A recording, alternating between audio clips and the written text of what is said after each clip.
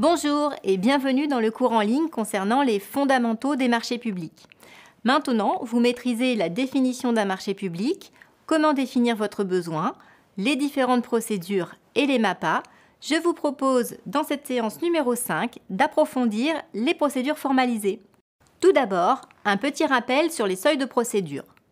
Vous vous souvenez que les seuils dépendent de l'estimation du besoin ? Vous vous souvenez également que le calcul du seuil doit prendre en compte l'ensemble des lots constituant une même procédure et que le Code de la commande publique distingue 3 catégories de marchés, soit en fonction de leur objet ou des circonstances de leur conclusion. Ce sont les marchés négociés sans publicité ni mise en concurrence, mais aussi en fonction de leur montant. Qu'ils soient inférieurs au seuil européen, les MAPA, ou supérieurs au seuil européen, les procédures formalisées. Appel d'offres, procédure avec négociation et dialogue compétitif. Nous allons nous concentrer sur les procédures formalisées, donc supérieures au seuil européen de fourniture, services ou travaux, en analysant chaque étape de la procédure, la définition du besoin, la publicité, la réception des plis, l'analyse des candidatures, puis l'analyse des offres, les négociations lorsque les procédures le permettent, et enfin, le choix de l'attributaire et la fin de la procédure. Tout d'abord, la phase préalable à la consultation, la définition du besoin. Comme le précise l'article L2111-1 du Code de la commande publique, l'acheteur doit définir son besoin en prenant en compte des objectifs de développement durable, et ce, afin d'avoir un cahier des charges permettant aux entreprises de proposer une offre correspondant à l'attente tant technique que financière de l'acheteur. En procédure formalisée, la forme du cahier des charges et sa précision varient en fonction du degré de connaissance de l'acheteur de son besoin, mais devra comprendre au moins l'objet du marché, sa durée, son prix ou les modalités de sa détermination.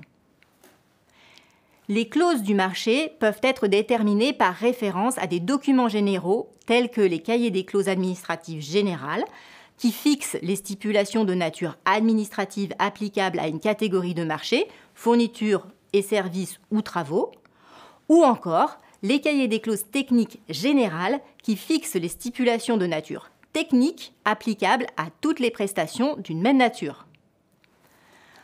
Dans les procédures négociées, que sont la procédure avec négociation et le dialogue compétitif, le cahier des charges n'est pas figé et les négociations ou dialogues vont permettre de le compléter ou mieux le définir.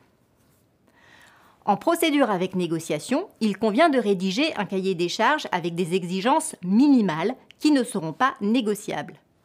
Pour le dialogue compétitif, un programme fonctionnel ou projet partiellement défini sera la base du dialogue à venir.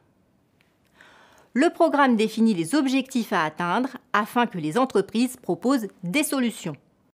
Si le cahier des charges peut faire référence à des spécifications techniques ou labels, il ne peut faire référence à une marque ou à une origine déterminée par exemple, sauf si cela est justifié par l'objet du marché ou si une description n'est pas suffisante et, dans ce cas, il est indiqué que ce procédé ou cette marque sont souhaités avec la mention « ou équivalent ».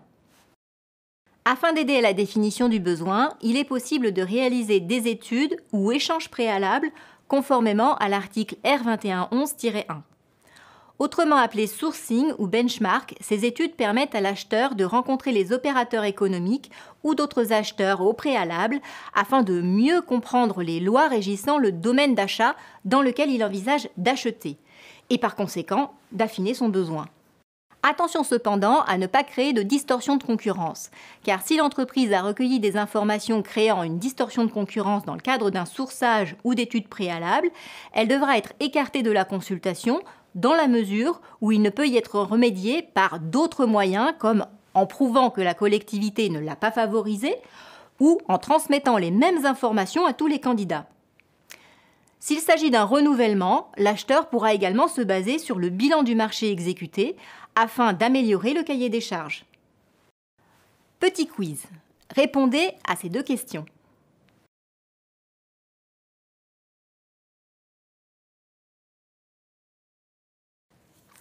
Vous avez trouvé ? Alors, pour la première question, oui, effectivement, l'acheteur peut rencontrer des entreprises.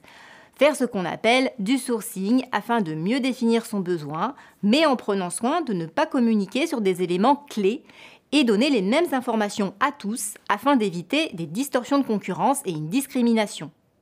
Pour la deuxième question, alors, peut-on exiger une Renault et exclure les autres marques ? Non, bien entendu.